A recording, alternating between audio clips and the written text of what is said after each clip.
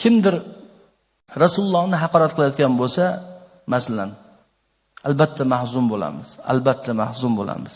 Lekin hech qachon undan katta va og'ir ishga musulmon odam qo'l urmasin. Fitnaga yurib qo'ymaylik, birodarlar. Chunki Alloh taolo Qur'oni Karimda kafaynakal mustahziin degan, birodarlar. Payg'ambar alayhisalomga Alloh va'da qilgan, ey Muhammad alayhisalom, biz sizni masxara qilganlarga o'zimiz kifoya qilamiz degan. Rasululloh sallallohu alayhi vasallam himoyasi bizga qolmagan, birodarlar. To'g'ri, sha'nimiz borasida himoya qilamiz. Lekin ulamolarimiz nima deyapti bugun? Rasulullohni himoya qilish o'zimizni sunnatga to'liq yurishga harakat qilishimiz bilan bo'lsin, boshqa narsa bilan emas. Kimdir Rasulullohni haqorat qilayotgan bo'lsa, ayb unda emas, birodarlar. Ayb bizda. Bizning oramizdan kimdir kelib yoki kimdir chiqib Rasulullohni haqorat qilgan bo'lsa, ayb unda emas, ayb o'zimizda. Biz Rasulullohni sunnatlarini ko'rsatib bera olmayapmiz. Rasulullohni ularga tanitib bera olmayapmiz. Holbuki biz ummati Muhammad deb da'vo qilamiz.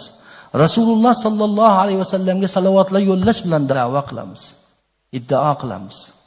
Ikki xil odam bor, birodarlar. As-sa'idu wal as'adu.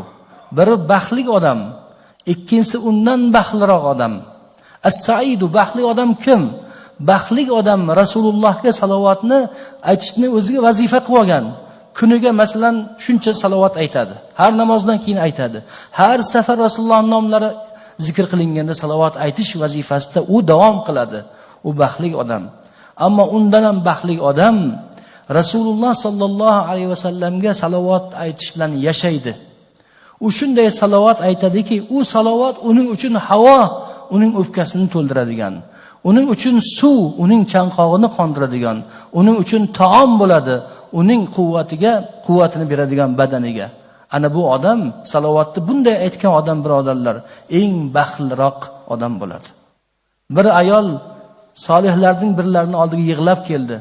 Shu qadar yig'layapti deyapti haligi solih odam. Otasini yo bolasini yo erini kimdir o'ldirib qo'ydi deb o'yladim. Nega yig'layapsan dedi. 3 kundan beri Rasulullohni ko'rmayapman tushimda. 3 kecha bo'ldi. Nima sen shunga yig'layapsanmi? Ha, undan oldin ko'rarmiding? Undan oldin har kecha ko'rganman umrim davomida. Faqat 3 kecha bo'ldi, uzilib qoldi deb dod solib yig'layapti. Shunda haligi solih odam birdaniga o'ziga keldi va savol berdi. Salovatdan nima virding bor? Nima vazifa qilasan desalar, har kuni 15,000 marta salovat yo'llayman Rasululloh sallallohu alayhi vasallamga degan edilar. Biz masalan Rasulullohni haqorat qilsa bir vatandoshimiz jahlimiz chiqyapti. Bizni ko'tarishga harakat qilayotganlar bo'lyapti. O, ko'taril, uni o'ldir, boshqa qil. Bular hammasi provokatsiya, birodarlar. Bular fitna. Internetda o'tirganlar zerikib qolishdi. 1 yil meni gapirishdi. Undan keyin kimni topishdi? Oxiri anchadan beri jim bo'lib qoldi, nimadir qilish kerak. Bir ayolni gaplashib chiqardi-da, oxiri shu gaplarni ayttirib endi bong uryaptiki, mana musulmonlar jim o'tiribdi, sizlar iymonlaring unaqa bunaqa. Bular hammasi fitna. Fitna, birodarlar. Ularga quloq solmaylik. O'zimiz Rasulullohni ko'proq taniylik, sunnatni o'rganaylik.